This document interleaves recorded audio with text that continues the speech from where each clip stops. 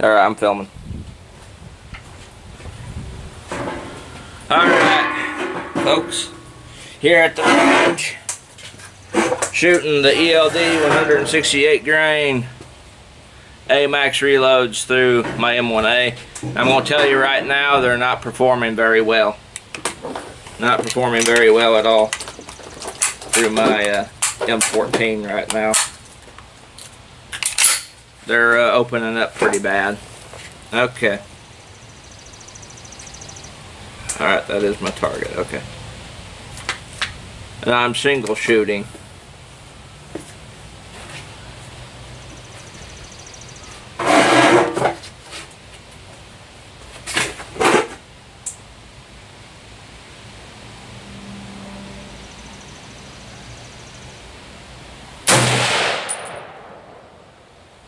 My target board down there is doing the Karacha.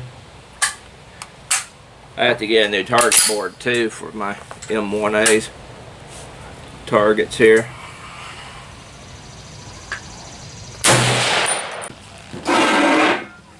The 55 grain Plisken with the 21 grains of reloader 7. This is the other 5 for a total of 10. So I'll shoot these, and then I'm going to shoot the 21.5 grain shells and see how they do in comparison.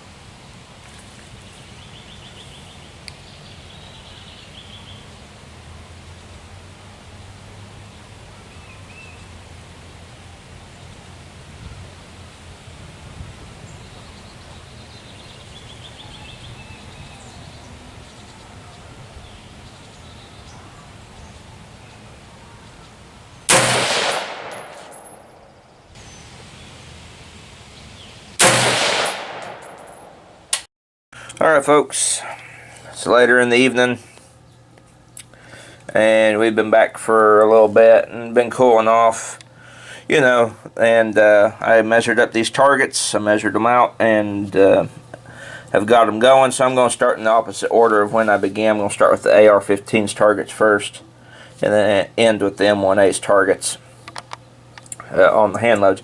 Alright, so all the groups here, they were shot with a 55 grain Sierra Plisken green tip bullet.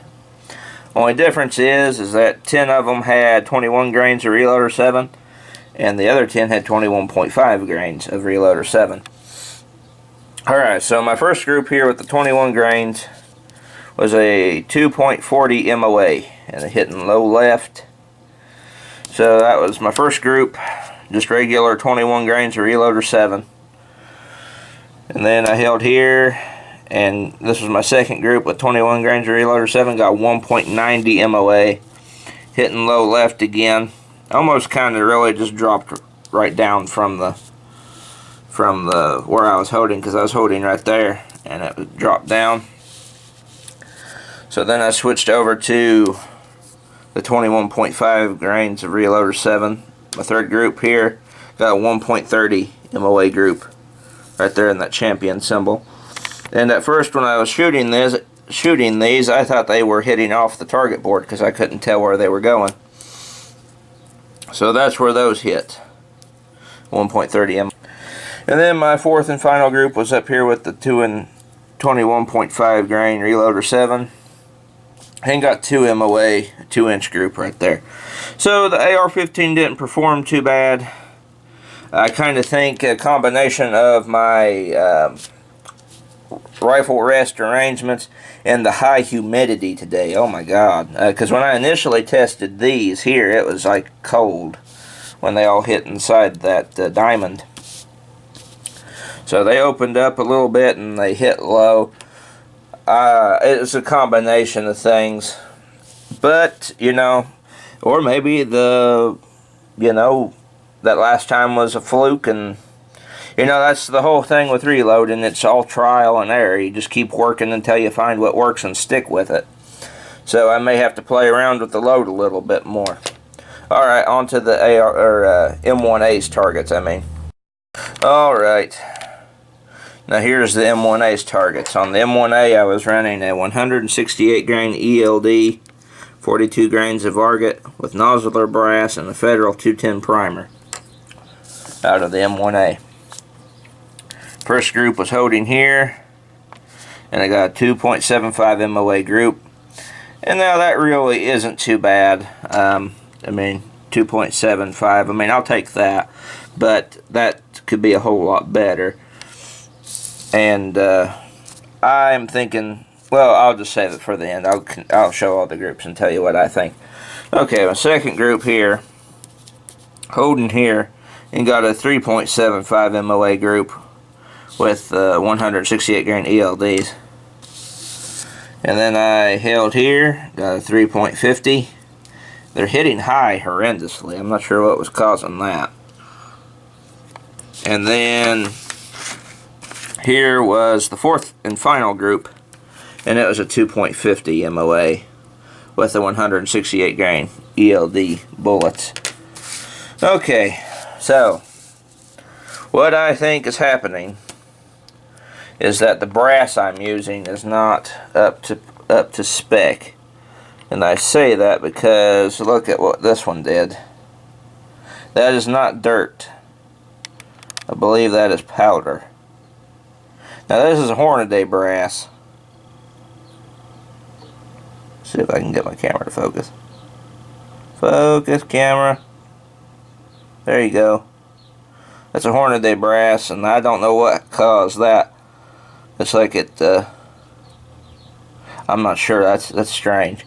Well, we got one that did that, and then one of these nozzlers here. I mean, that one's beat up pretty bad. I mean, just look at the sides, all the dings. This one's beat up pretty bad. All the dings in that. I got one over here that's really bad beat up. I gotta find it though. Now here's that one. I mean, just look at this. Look at that. It's just scratched all to hell. And I highly doubt that's from being ejected.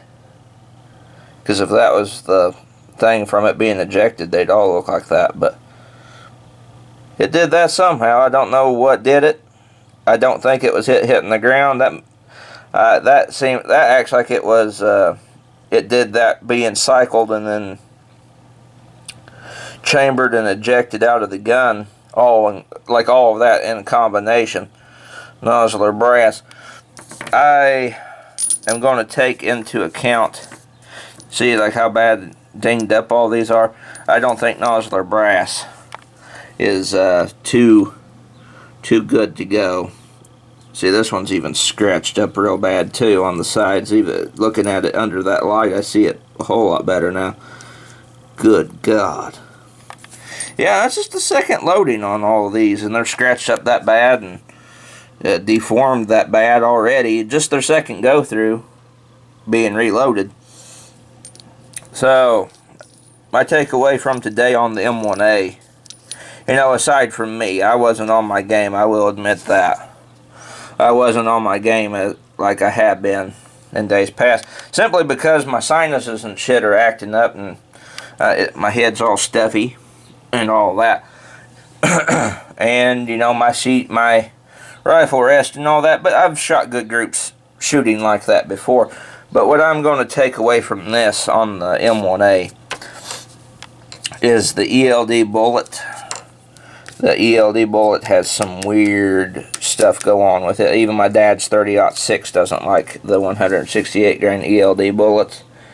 And then this nodular brass here. I will not be reloading these into a match round again, I'm afraid. I think when these go back through, they're going to be a plinking round, because that's just unacceptable in my opinion. That brass costs so much, and the store-bought ammo costs so much, and it gets tore up and beat up like that just on the second reload. No, that's no. That's my thoughts on it. No. So I'll be using Remington brass for the next loading. What I'm trying to do is I'm going to find some more of these hollow point boat tail bullets, these hollow point boat tail match bullets by Hornady. My M1A really likes these, and make that my preferred match load from now on.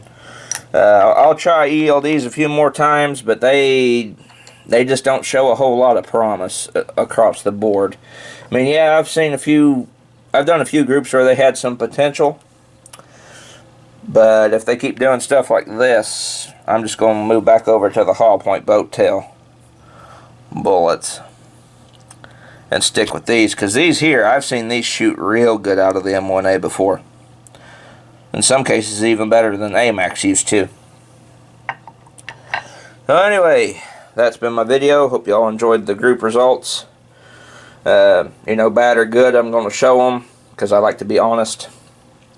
And, you know, honesty is the best thing when it comes to doing stuff like this. So I got some playing to do, and more reload development to work on. So anyway, I'll be signing off. It's been Plisken by 51mm. See you all in the next video. Hopefully I have some more factory ammo to do range tests with. I'm thinking about going out to that gun store out in the country and buying a box I have never bought before and testing it through the M1A. Stay tuned. More videos to come. This has been Plisken by 51mm.